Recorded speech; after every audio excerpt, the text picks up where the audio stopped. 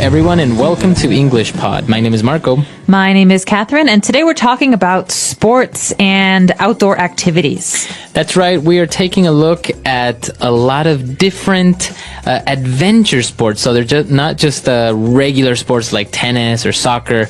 These are more dangerous sports. That's right. So adventure sports is the topic. This is intermediate level. Let's check out the dialogue, and we'll be back in a moment. Welcome to Adventure Tours. How may I help you? I want to book a tour with adventure sports. Excellent. Our company has more than 10 years of experience in the adventure tourism and sports field. Let me show you some options. This is our most popular choice. Our river guides will take you on a whitewater rafting trip followed by a ride in a hot air balloon. I don't really think I'm ready to throw myself down a river full of jagged rocks in a rubber boat, or go up in the air in a wicker basket held up by an oversized balloon. What else do you have? Well, in that case, we can take you hang gliding with one of our experienced instructors. It's the closest you can get to flying. What? You mean strap myself to a flimsy kite? No, thank you. Next? Okay. Well, why don't you tell me a little bit more about what you would like? We have everything from mountain biking to rock climbing to street luge. I'm thinking something exciting, but safer. I have the perfect option. This package will take you on a hiking trip through the Himalayas for 3 days, and afterwards there's a dog sledding journey. That's more like it. All right, we're back. So obviously this tour agency or tour operator has a lot of different options, a lot of them exciting. So why don't we take a look at some of those on Language Takeaway. Language Takeaway. So the first one has to do with water. This is called whitewater rafting. That's right. So whitewater rafting. Now, rafting means that you go in a raft. That's right. It's a special kind of boat, not a wooden boat, not like a big boat you see in the ocean. Mm-hmm. This is a special boat for rivers, maybe. That's right. It's an inflatable rubber boat. So he also described it as a rubber boat. Okay, rubber is the material it's made out of. That's right. So you go in this boat in a river, and it's called white water because it has rapids. So the river is moving very quickly, and you can see that it's a little bit dangerous to go swimming in a river like this. That's right. So when the water goes really fast, or when it hits some rocks, the color changes from being blue or brown to white, and that's why it's whitewater rafting. That's right. It's very, very scary and very dangerous. That's right, but very exciting. So that's considered an adventure sport. And then the trip was followed by a ride in a hot air balloon.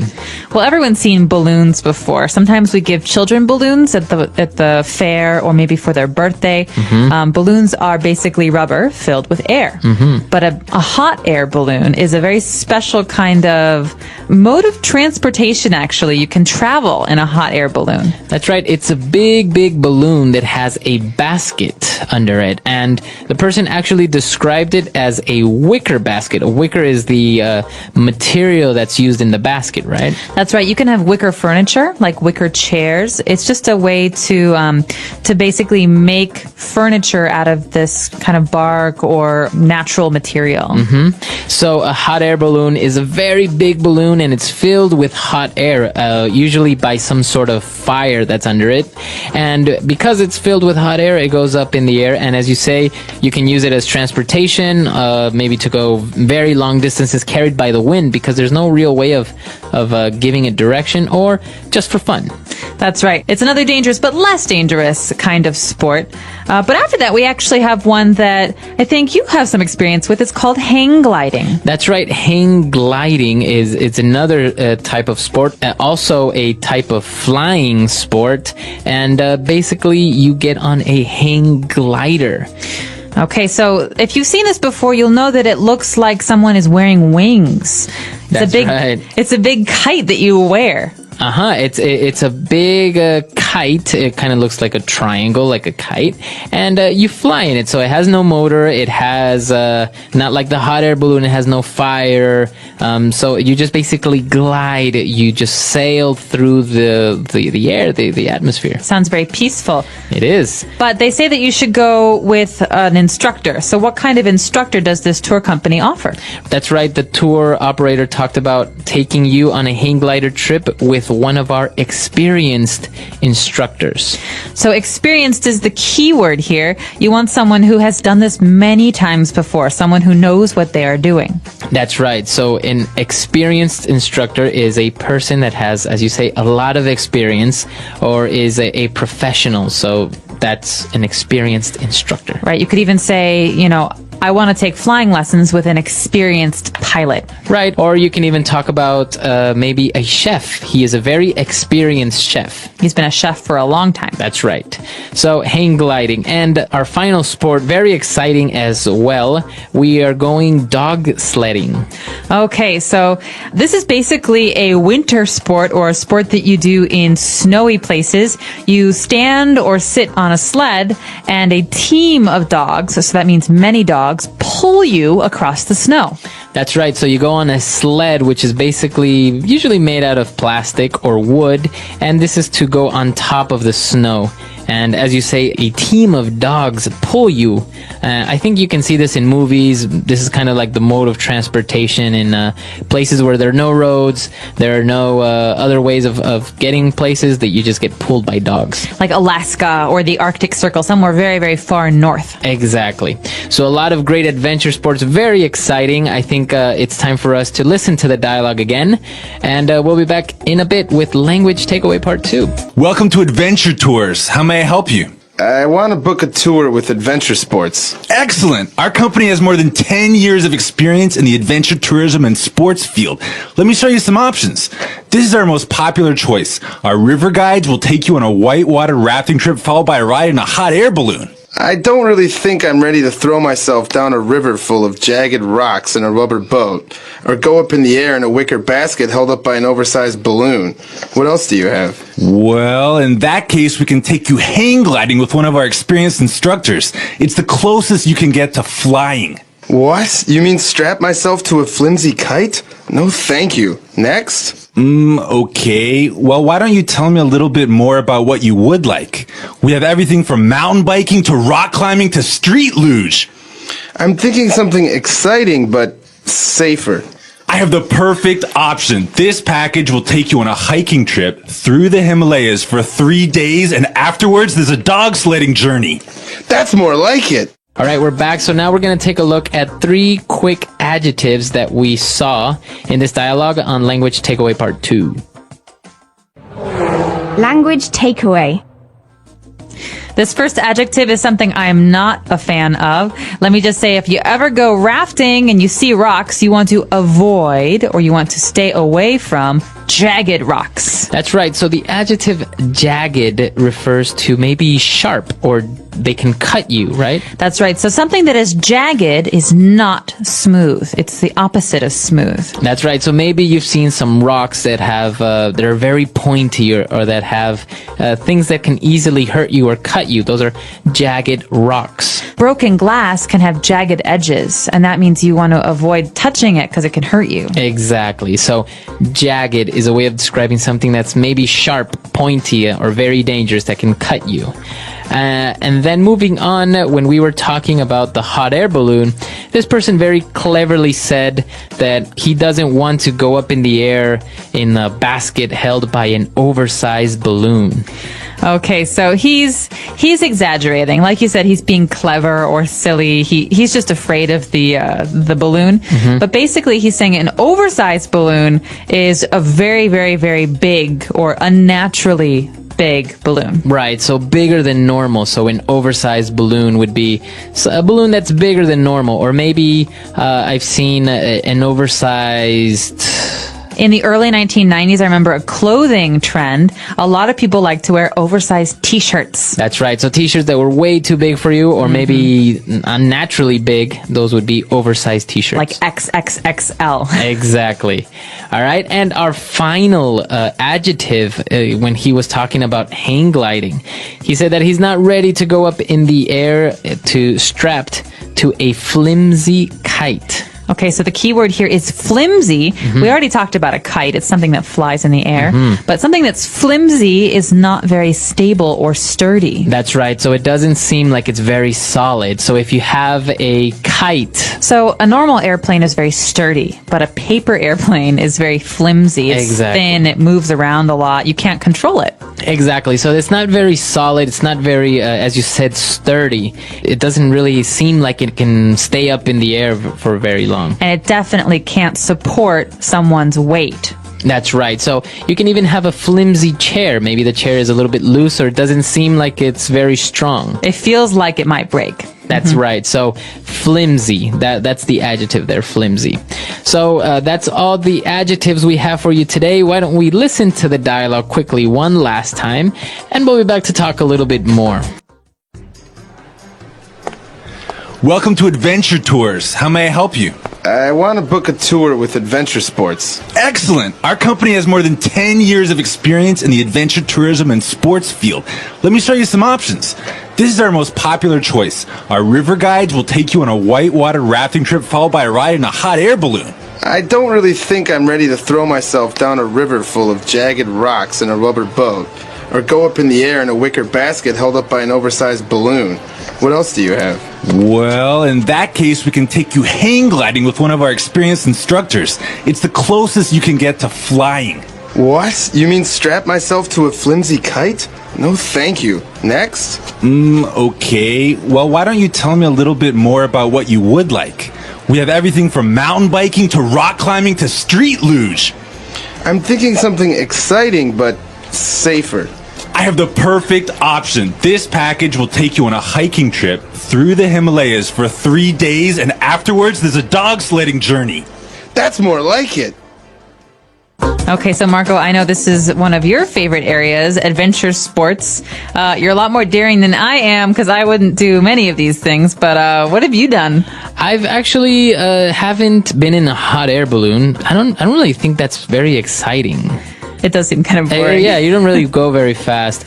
And I've never done a street luge, which is an interesting sport, although it is pretty dangerous. It's basically, you're kind of riding on a type of skateboard, right? Yeah, basically it's a big skateboard and you lie down on it, your feet go down and your head is back. You're on your back and you go downhill really fast. This is actually an Olympic sport and it's simply called luge, and you can see this with those big icy tracks that they have, and they go downhill and they slide down on a bobsled, or luge would actually be the same thing, but just one or two people on some type of like skateboard looking thing. Basically it's open. The bobsled is closed, so you see the people's heads, but the luge, you just see their whole body, and they're lying down on a piece of metal, and they go down very, very quickly. They go very fast. I think in bobsledding and luge, I think they can reach speeds up to like 100 kilometers per hour. That's or more. right. And this year it was actually very sad at the Olympics. A luge, I think it was luge athlete died in practice. That's right. So extreme sports or adventure sports, they are, as the name says, full of adventure, very exciting, but also obviously very dangerous. I think hiking is not really an adventure sport or very dangerous unless you're hiking in dangerous territory with bears or something. Possible. Well, maybe you guys should let us know, what kind of sports do you do? Do you enjoy adventure sports? Our website is englishpod.com. All right, we'll see everyone there. Bye.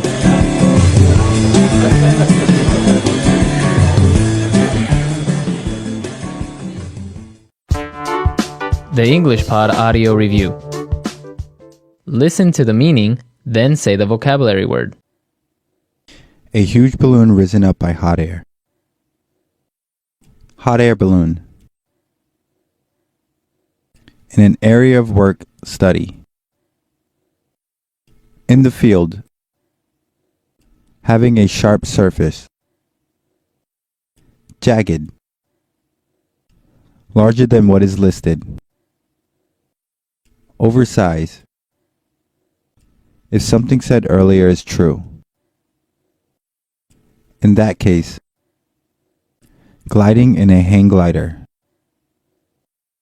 Hang gliding. The easiest way, the most likely thing. The closest thing you can get to. Ride a bicycle designed for riding in mountainous. Mountain biking. The sport of scaling rock masses on mountainsides. Rock climbing. The sport of descending a steep road. Street luge. The sport of rafting down fast-flowing rivers. Whitewater rafting. Let's try that faster. The sport of scaling rock masses on mountainsides.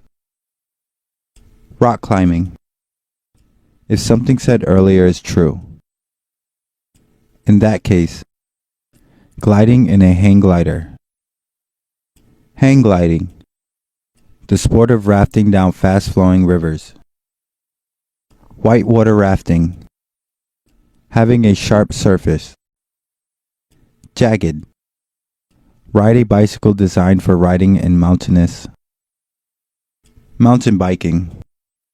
The easiest way, the most likely thing. The closest thing you can get to. In an area of work, study. In the field. A huge balloon risen up by hot air. Hot air balloon. The sport of descending a steep road.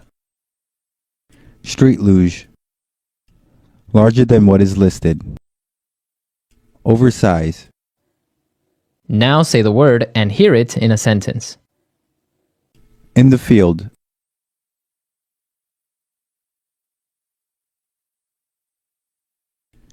I've been working in the medical field for 20 years now. I know it inside and out. In the field.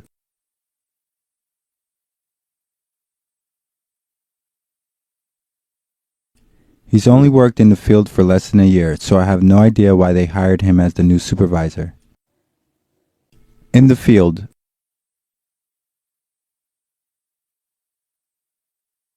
They tested the new theory for 2 years in the field before publishing their findings. Whitewater rafting.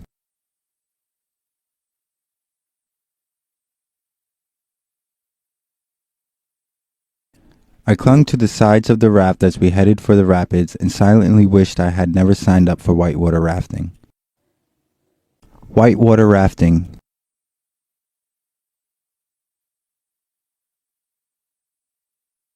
She has whitewater rafted many times before, so you should trust her to get through the journey safely. Whitewater rafting.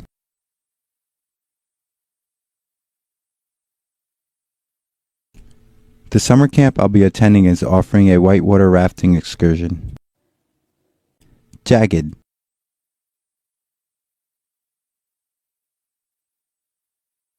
I clung to the bridge as I looked down at the jagged rocks hundreds of feet beneath me.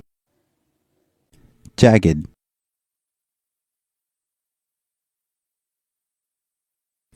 As I picked up the broken glass, the jagged edges cut into my hand. Jagged. The tailor began to cut off the jagged edges of the piece of fabric. Oversize. The oversized coat engulfed me. Oversize. I began to fall asleep in the oversized armchair. Oversize.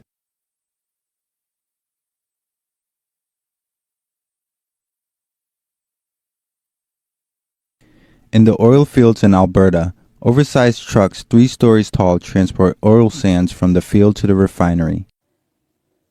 The closest thing you can get to.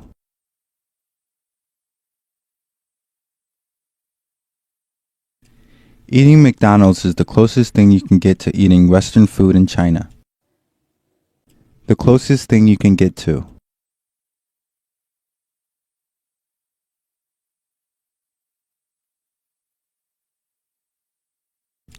Descending a steep incline on a roller coaster is the closest you can get to experiencing zero gravity without having to get on a jet plane.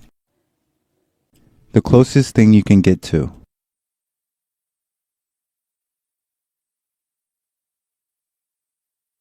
Driving this car is the closest I can get to riding in luxury for under 30 grand.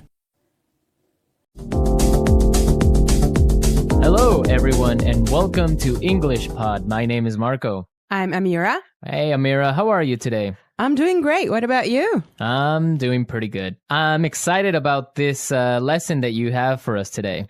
Yes, it's actually a very, very useful lesson. It's about someone asking his boss for an assistant. Oh, okay, an assistant. What's an Yes. assistant? Well, it's someone who helps you with your work around the office. Okay, great. So let's listen to this dialogue, and when we come back, we'll take a look at all the interesting and useful vocabulary that you'll find.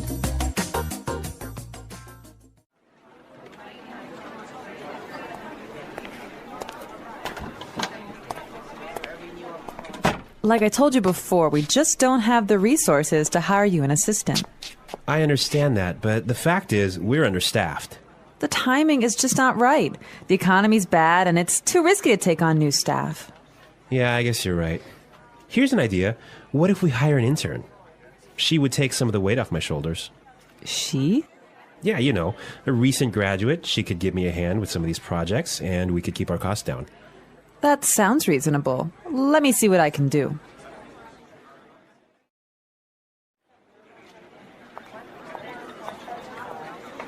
Tony, I'd like to introduce you to your new assistant.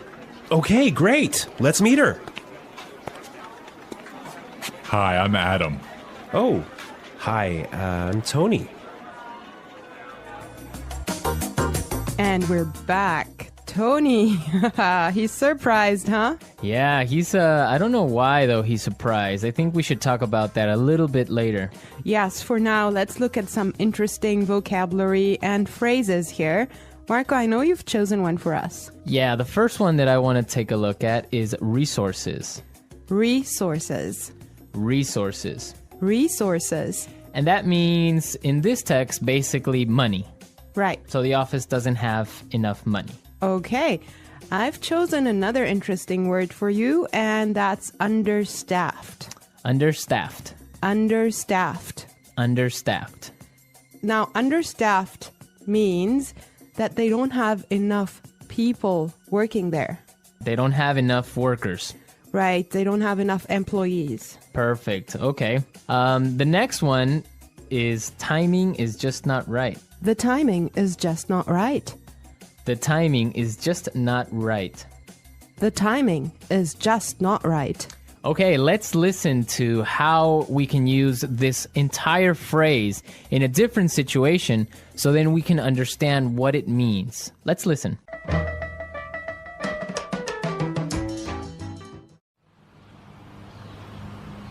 I was going to sell my house, but the timing is just not right.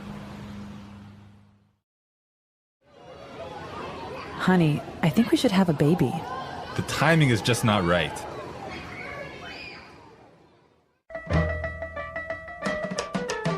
Okay, great. I guess that makes it clear. Yes, actually, it's very obvious that it means that it's just not a good time. Right. Perfect. Yeah. I have another interesting phrase for you, which is weight off my shoulders. Weight off my shoulders. Weight off my shoulders. Weight off my shoulders. So, to take weight off my shoulders is another way of saying to help me with my work or to take some of my work away from me. If you have a lot of things to do and I come and help you, that means that I took some of the weight off your shoulders. Yes. Let's look at the next phrase that we have here, and it's give me a hand. Give me a hand. Give me a hand. Give me a hand. Okay, now this is not literal. It's not that I'm going to give you somebody's hand, right? Let's listen to some examples, and then we can come back and explain what it means.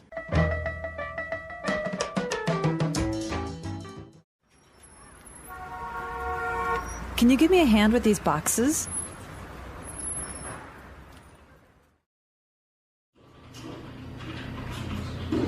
Neil, I'll need you to give me a hand with the sales reports.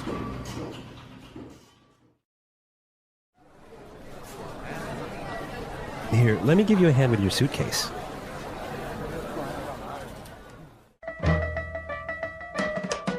All right. Give me a hand is another way of saying help or to help out. Exactly, to help out. Right. Perfect. Now, the last phrase we're going to look at here in this dialogue is keep our costs down. Keep our costs down. Keep our costs down. Keep our costs down.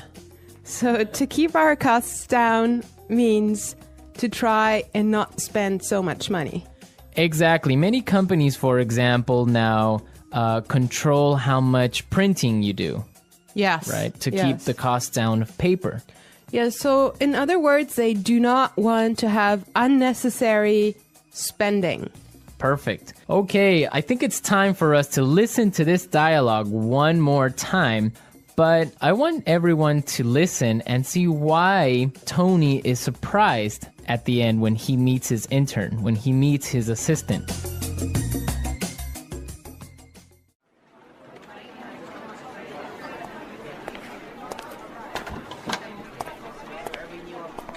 Like I told you before, we just don't have the resources to hire you an assistant. I understand that, but the fact is, we're understaffed. The timing is just not right. The economy's bad, and it's too risky to take on new staff. Yeah, I guess you're right. Here's an idea. What if we hire an intern? She would take some of the weight off my shoulders. She?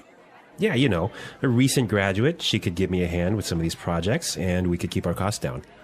That sounds reasonable. Let me see what I can do.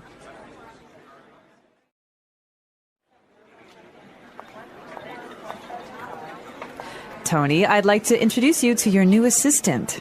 Okay, great. Let's meet her. Hi, I'm Adam. Oh, hi, I'm Tony.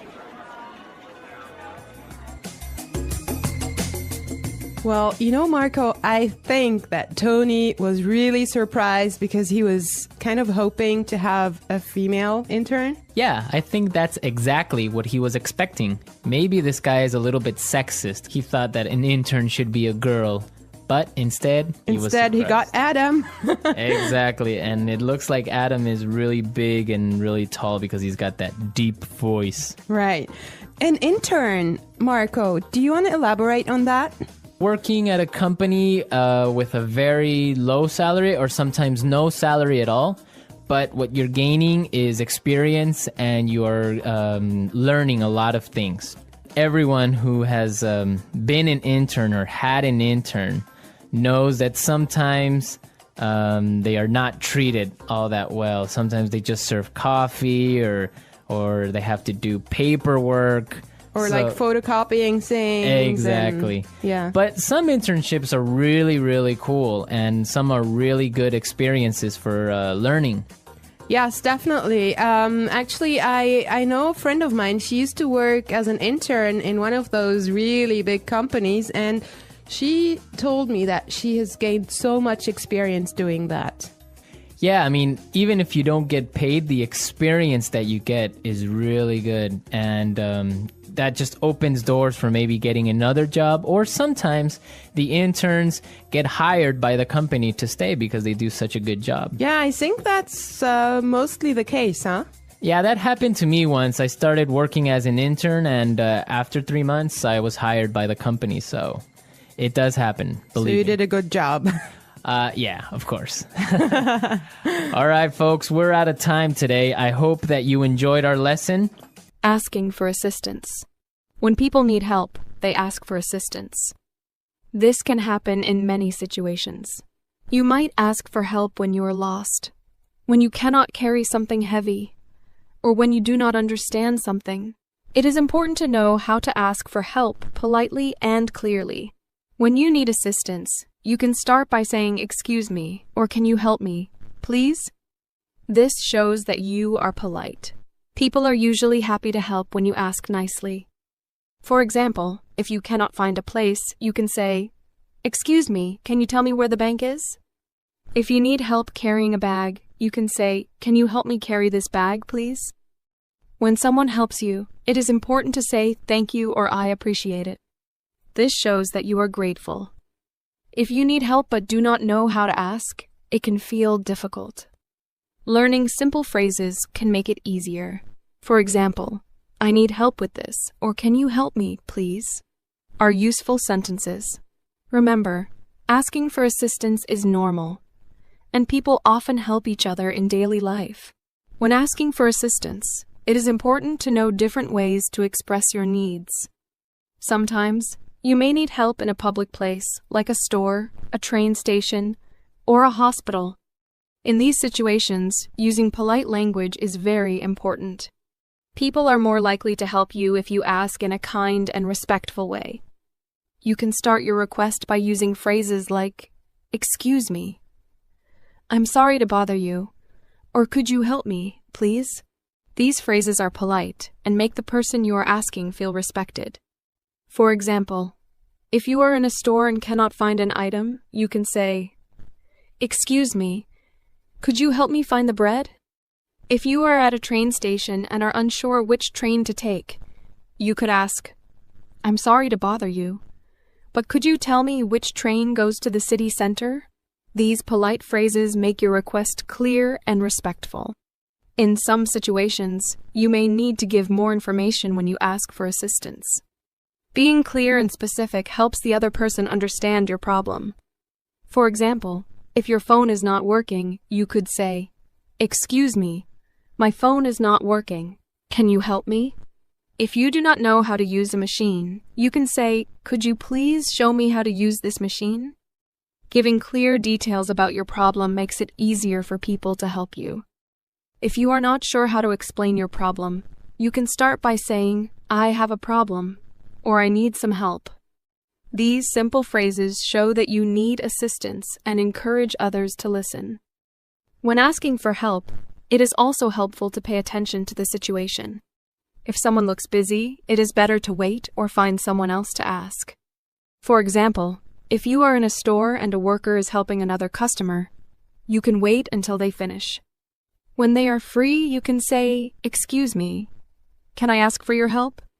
This shows that you are patient and respectful of their time. If you are in a hurry and need help quickly, you can say, "I'm sorry to bother you, but it's urgent. Can you help me, please?" This helps the other person understand that you need help right away. In addition to using polite language, your tone of voice and body language are also important. When asking for help, try to speak clearly and use a calm voice. If you speak too quietly, the person may not hear you. If you speak too quickly, they may not understand you. A clear and calm voice helps others understand what you need. Your body language also sends a message. If you smile and make eye contact, you show that you are friendly and polite. If you look angry or impatient, the other person may not want to help you. Being polite with both your words and actions makes it easier for others to respond positively to your request. Sometimes people may not be able to help you, and that is okay. If someone says, "I'm sorry, I can't help you," you can thank them anyway by saying, "Thank you for your time." It is also a good idea to try asking someone else. For example, if you ask a stranger for directions and they do not know, you can politely ask another person. Being patient and polite increases your chances of getting the help you need. If you are in a place with many workers, like a store or a hospital, it is usually easy to find someone else who can assist you. When you receive help, always remember to show gratitude. Saying thank you or "I really appreciate it" shows that you value the other person's kindness.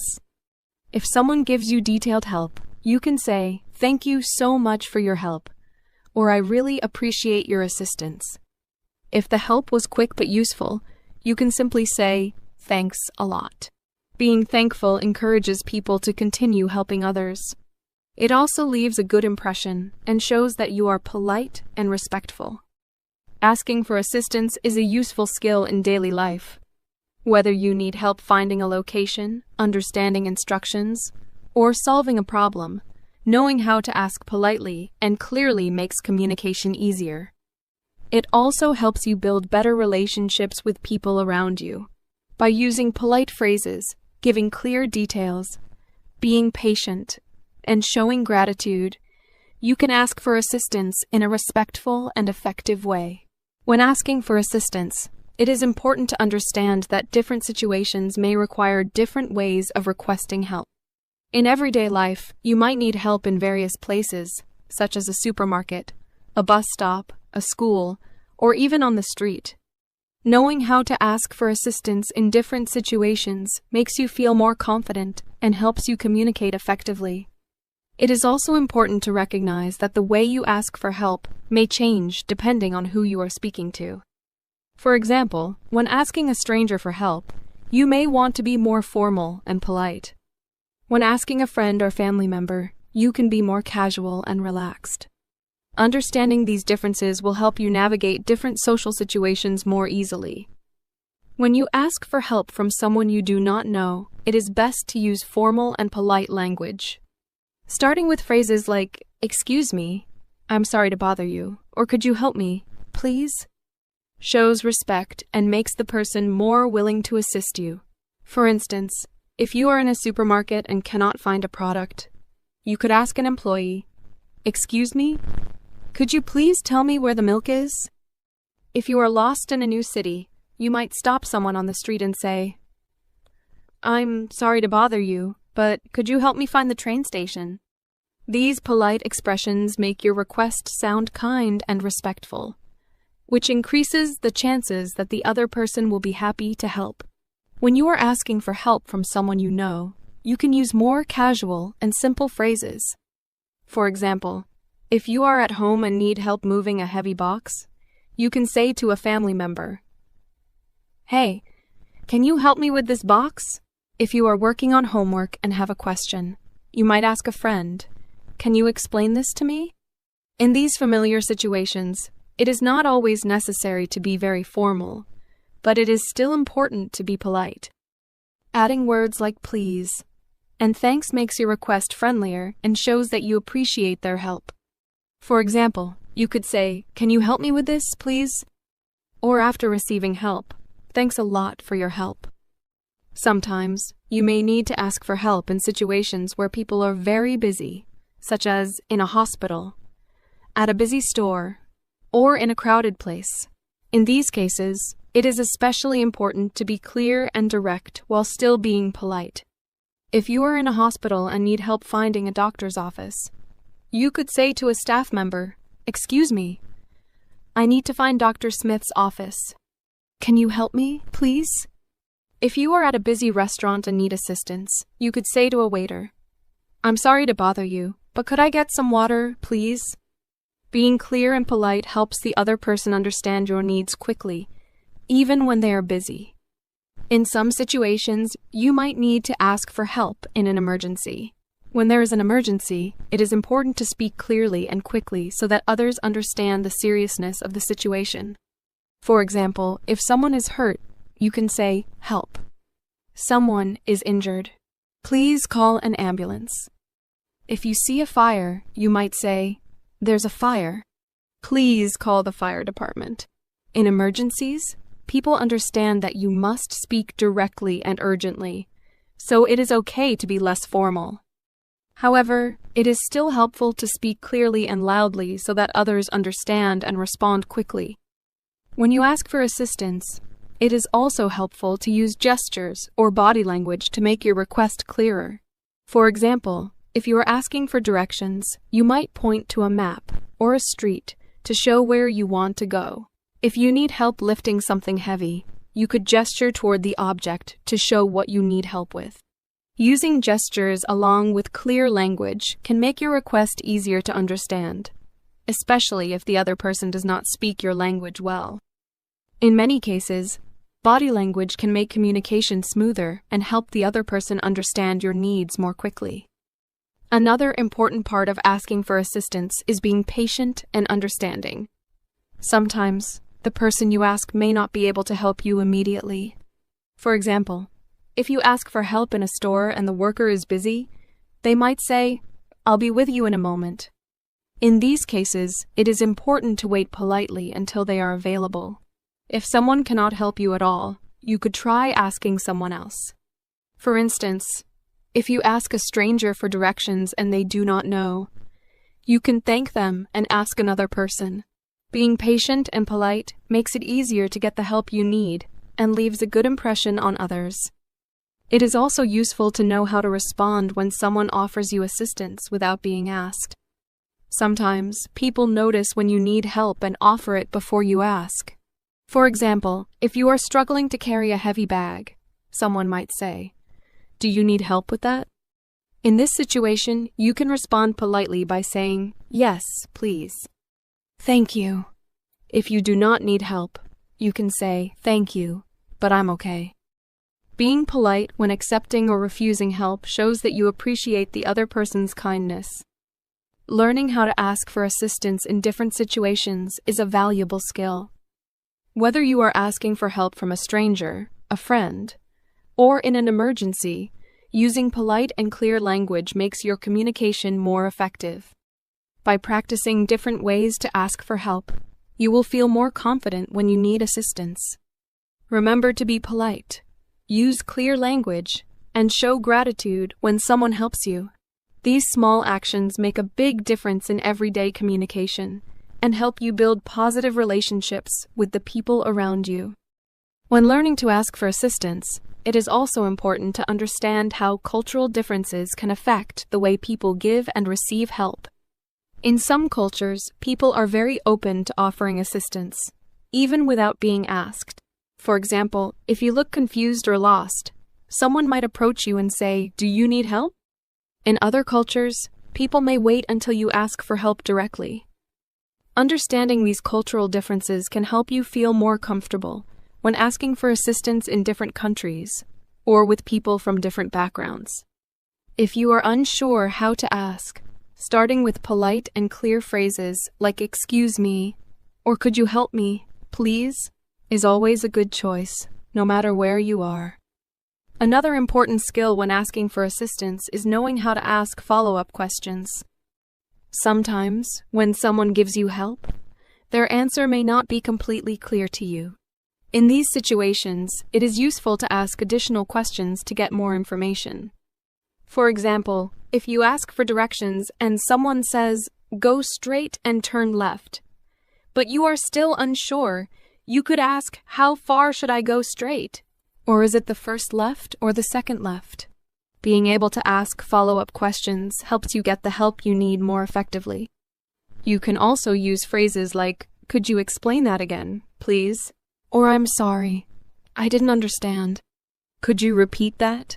These phrases show that you are listening carefully and want to understand clearly. When asking for assistance, it is also helpful to recognize when to offer help in return. Communication is a two-way process, and just as you may need help sometimes, others may need your help as well. If someone helps you, there may be opportunities for you to assist them later. For example, if a coworker helps you understand a task, you could offer to help them with something else in the future by saying, "Thank you for your help. Let me know if you ever need anything." Offering help in return shows kindness and builds positive relationships with others. Even if you cannot directly repay someone, a sincere "thank you so much for your help" shows that you value their time and effort.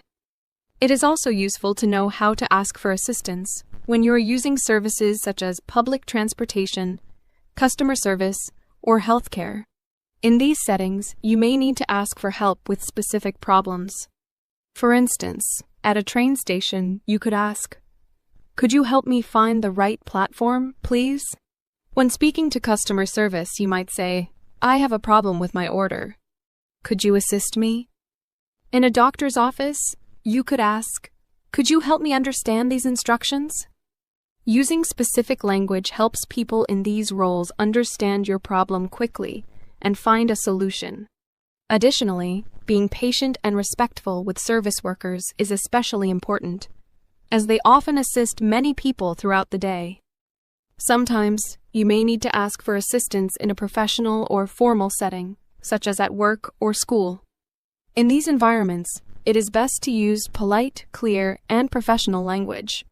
For example, if you do not understand a work assignment, you could ask your manager, "Could you clarify the instructions for this task, please?"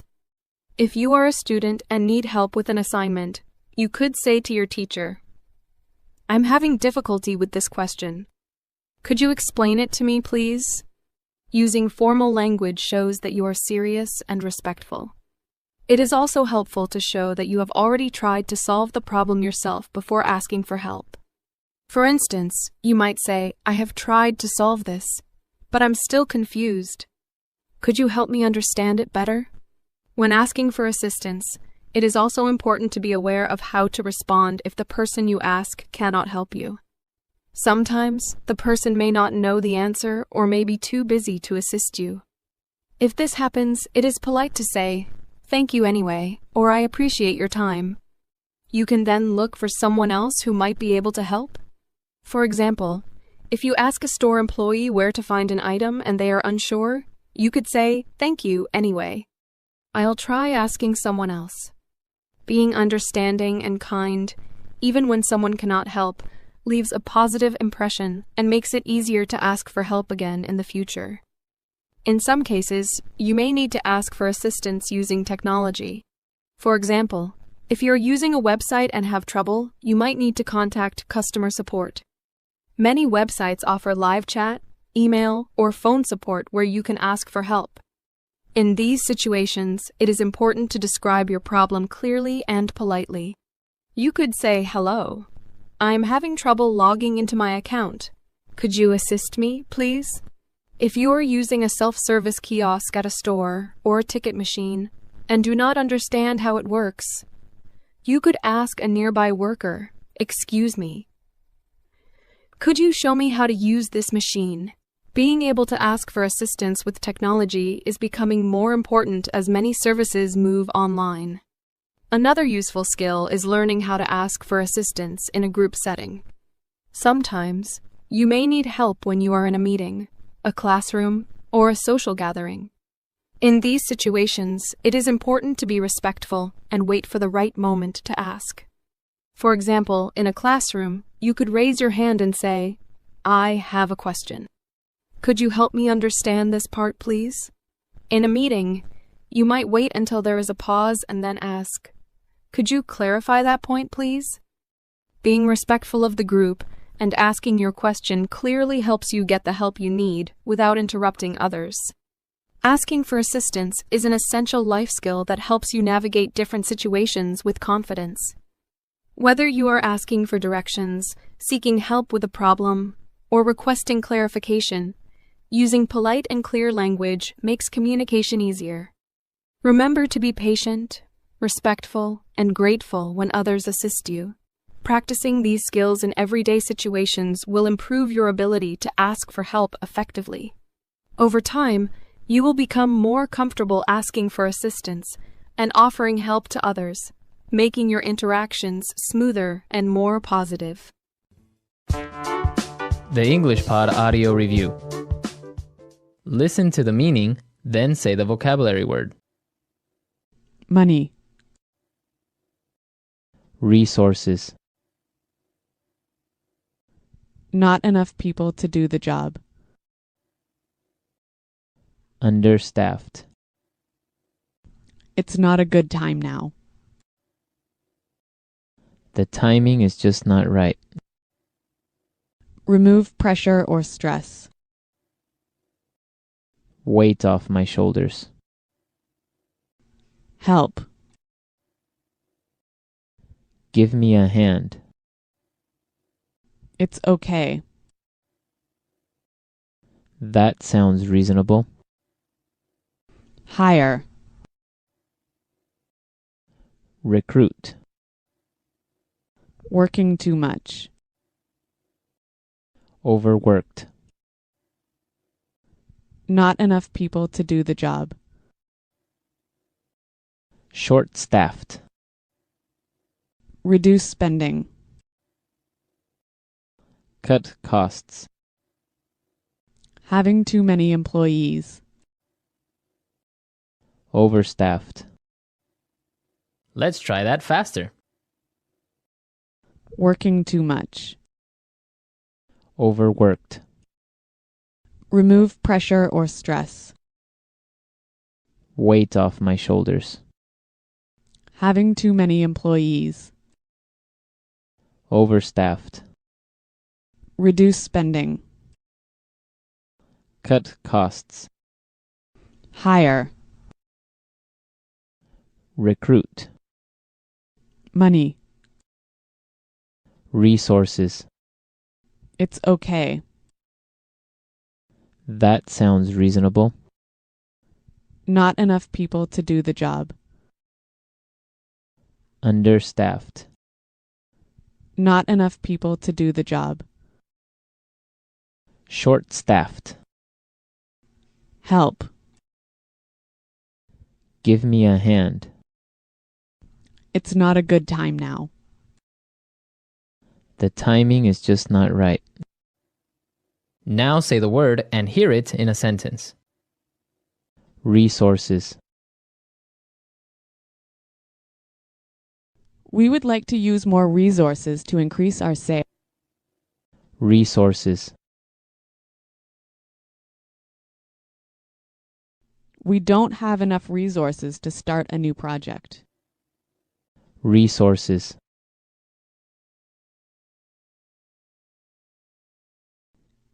Intel has a lot of resources for research and development. Understaffed.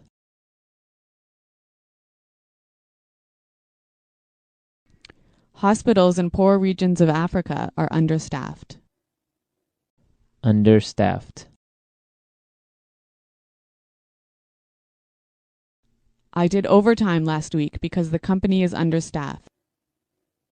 Understaffed.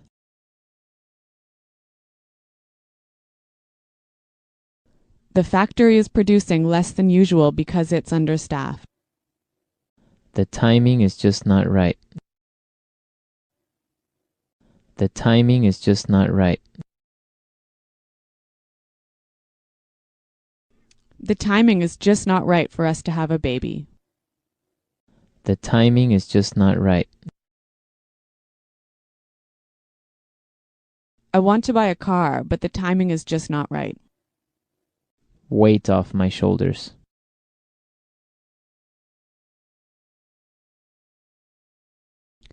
Could you help me plan the party? That would really take some of the weight off my shoulders. Weight off my shoulders.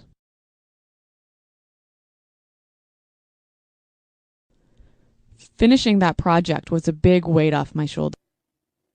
Weight off my shoulders.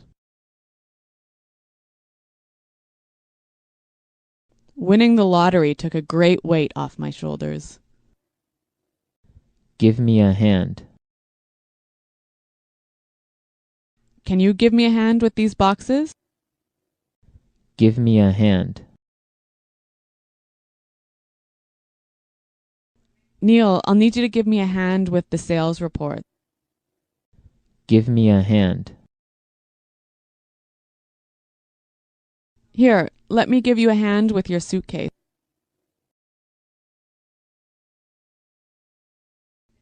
Paying $30 for new shoes sounds reasonable. Does that sound reasonable to you?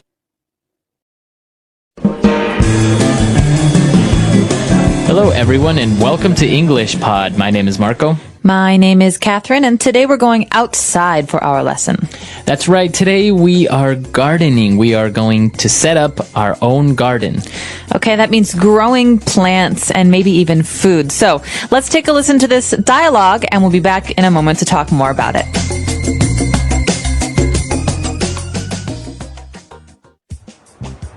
I've decided to grow my own garden. What? You don't know the first thing about gardening. On the contrary, I've been reading a lot of books about the subject. Oh yeah? Tell me then, smarty pants. How will you go about setting up your garden? Well, first I need to buy some things such as fertilizer, seeds and tools. What type of tools? You know, the basics. A rake, shovel, spade and a hoe. Right. Well, it seems like you have all your bases covered. What's next? I'll till the soil and then sow the seeds. I'll then add some fertilizer and voila! Gardening all done. Well, good luck with your garden, especially considering we're in the dry season and it won't rain for the next 3 months. All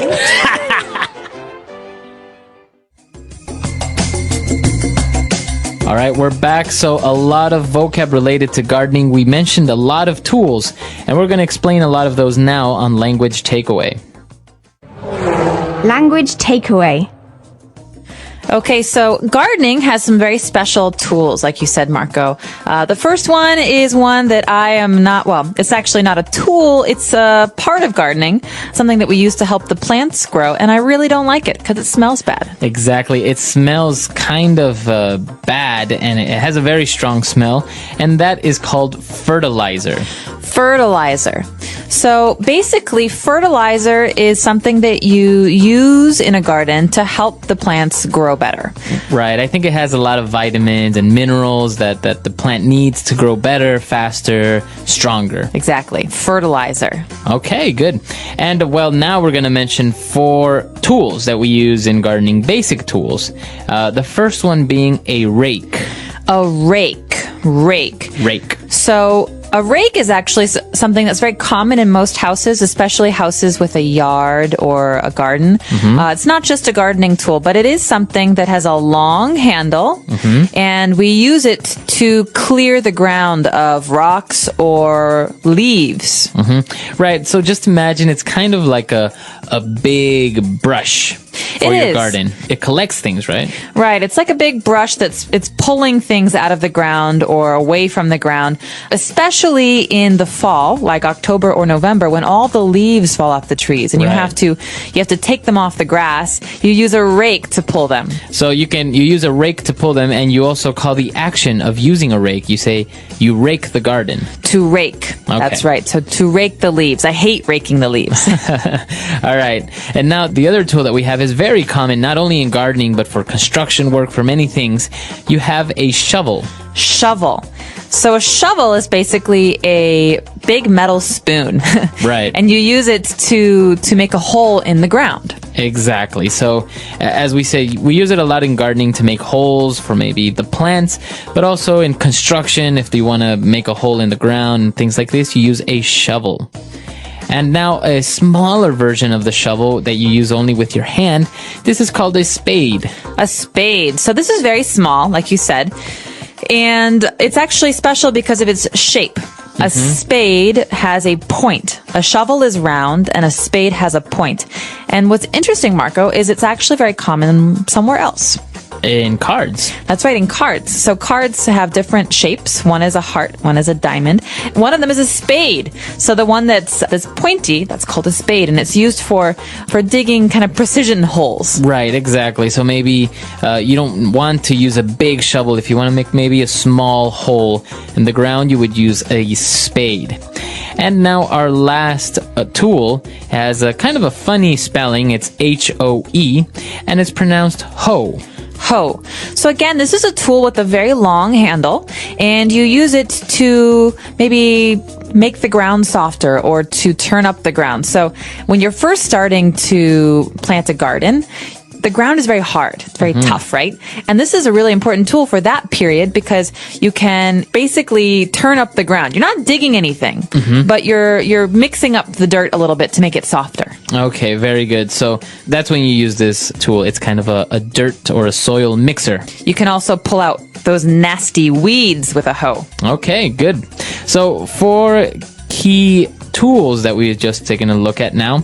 But now let's move on to 2 verbs that are basically very important when you're talking about gardening and all this is as you mentioned, you talked about mixing the soil. And in the next line, we see that it says, I'll till the soil. To till. Okay, so basically this is a way of turning up that soil, but you're doing it kind of in lines, right? So you're mixing up the soil and making it soft. You're preparing the soil for planting. And so you till the soil. Soil, of course, in this case, is that dirt. It's earth. Right, it's earth. So to till is to prepare it for planting. Till the soil, that's right. To till the soil, okay. And what do we do after the soil has been tilled? Well, then we sow the seeds. Okay, so seeds seeds are baby plants, basically, and we sow the seeds. When we sow the seeds, we're putting the seeds into the ground. So that's basically planting the seeds. You can say we plant the seeds or we sow the seeds. Okay. And the opposite of sowing? The opposite of sowing is reaping. R-E-A-P, to reap. So we actually have a phrase in English. This is very, very famous, very common. We say, you reap what you sow. You reap what you sow. That's right. So you basically collect what you planted, and that's kind of what you do in life. So we say, if you haven't planted anything good, you're not going to reap anything good. Exactly. It's a very popular phrase. All right. So we've covered a lot of vocab here. Why don't we go back, listen to the dialogue again, and we'll be back with Fluency Builder. I've decided to grow my own garden. What? You don't know the first thing about gardening. On the contrary, I've been reading a lot of books about the subject. Oh yeah? Tell me then, smarty pants. How will you go about setting up your garden? Well, first I need to buy some things such as fertilizer, seeds, and tools. What type of tools? You know, the basics. A rake, shovel, spade, and a hoe. Right. Well, it seems like you have all your bases covered. What's next? I'll till the soil and then sow the seeds. I'll then add some fertilizer and voila! Gardening all done. Well, good luck with your garden, especially considering we're in the dry season and it won't rain for the next 3 months.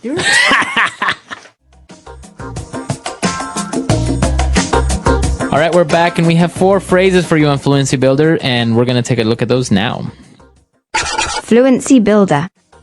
This first phrase is useful in any conversation, I think, especially if you're trying to impress somebody.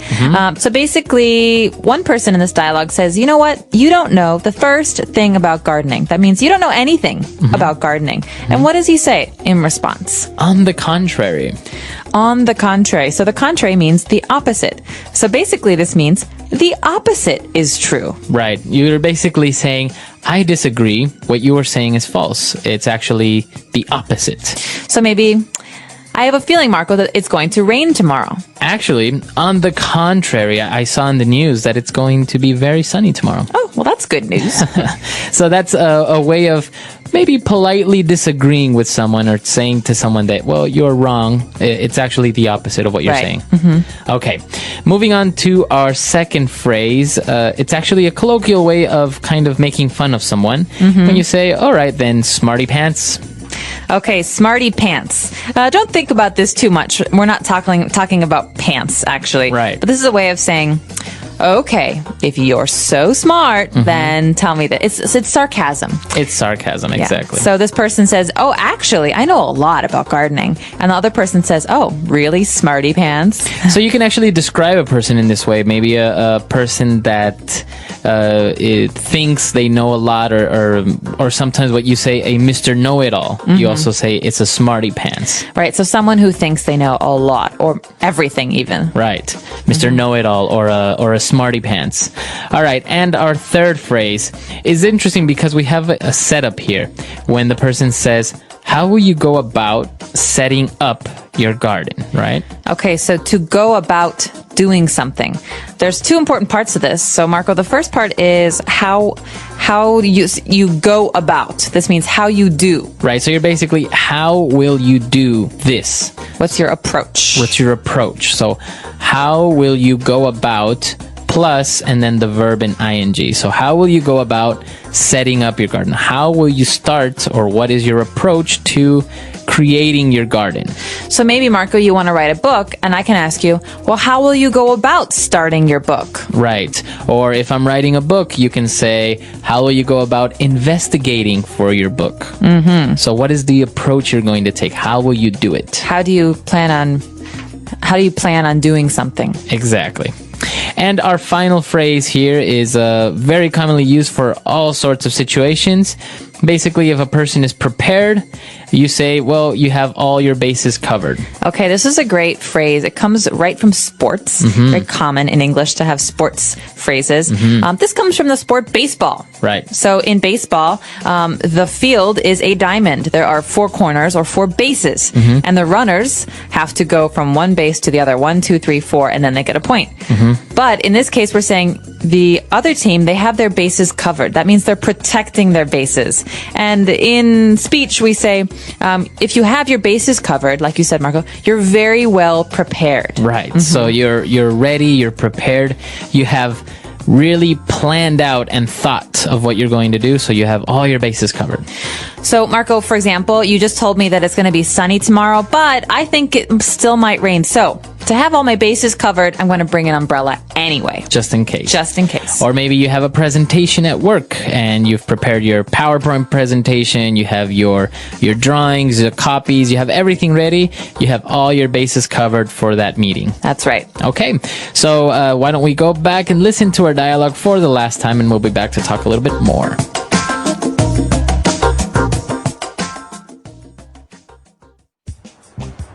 I've decided to grow my own garden. What? You don't know the first thing about gardening. On the contrary, I've been reading a lot of books about the subject. Oh yeah? Tell me then, smarty pants. How will you go about setting up your garden? Well, first I need to buy some things such as fertilizer, seeds, and tools. What type of tools? You know, the basics. A rake, shovel, spade, and a hoe. Right. Well, it seems like you have all your bases covered. What's next? I'll till the soil and then sow the seeds. I'll then add some fertilizer and voila! Gardening all done. Well, good luck with your garden, especially considering we're in the dry season and it won't rain for the next 3 months.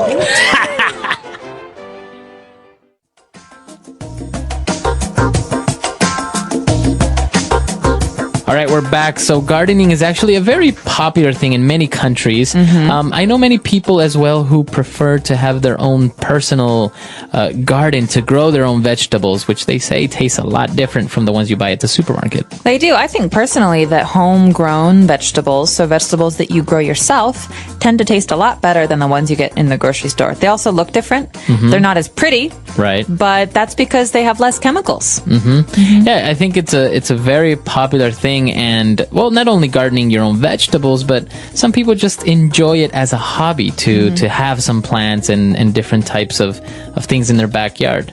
Yeah, many people say it's very relaxing. You get to go outside, you're in the sunshine.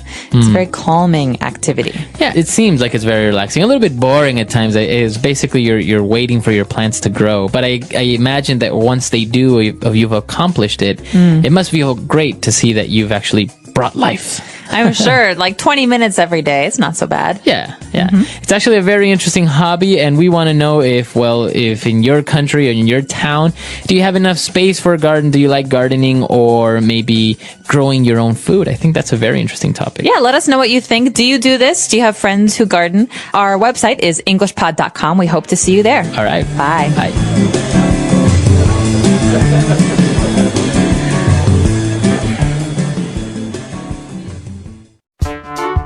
The English Pod Audio Review. Listen to the meaning, then say the vocabulary word. In opposition to what has been stated. On the contrary. To make ready for use. Set up. A hand implement consisting of a row of teeth. Rake. A tool with a long handle used for lifting and throwing. Shovel. A tool with a heavy metal blade used for digging. Spade. A garden tool that has a flat blade on a long hand. Hoe. Have all the things prepared.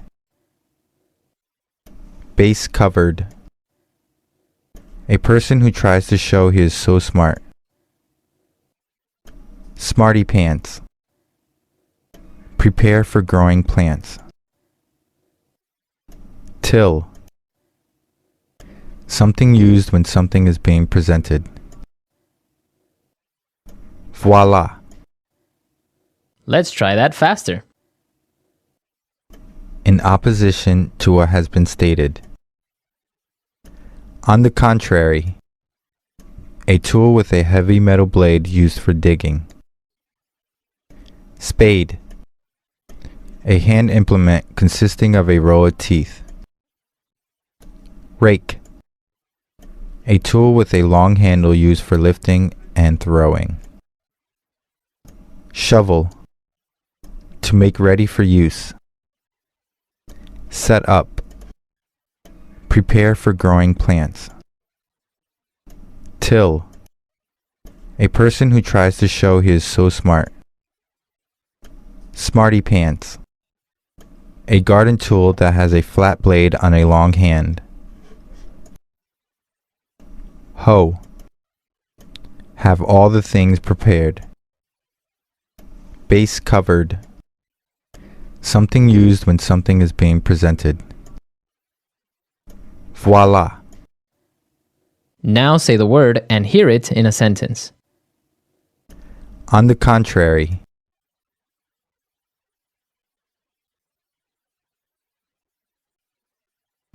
On the contrary, many Canadians do not speak French, especially in Western Canada. On the contrary.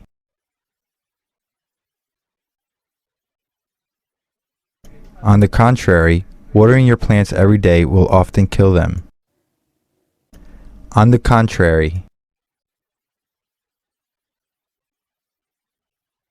On the contrary, I agree with you completely this time.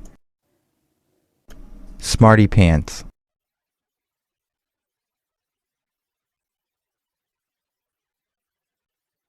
She thinks she's such a smarty pants just because she can remember all 50 states and their capitals.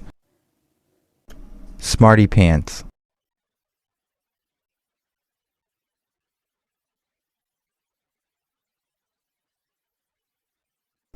If you're such a smarty pants, then what is 9 times 6.5 divided by 1.8 subtract 0.57?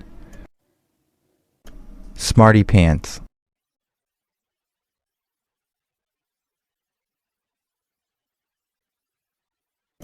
So tell us, smarty pants, what should we do next, since none of our ideas seem good enough for you? Hoe.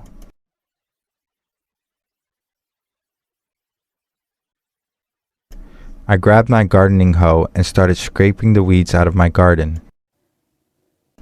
Hoe.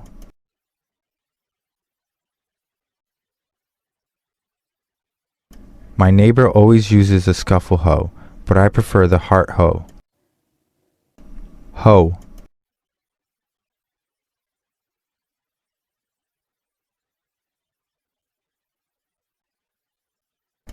My mom's back problems went away as soon as we bought her a garden hoe because she didn't have to keep bending over to take the weeds out of the garden. Base covered.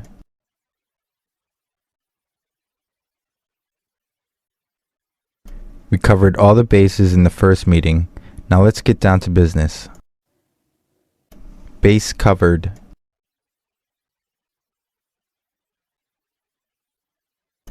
As for financial security, she had all her bases covered. Base covered.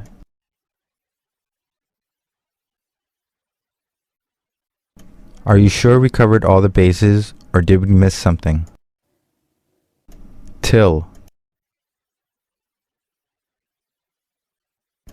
The workers tilled the soil until sundown. Till.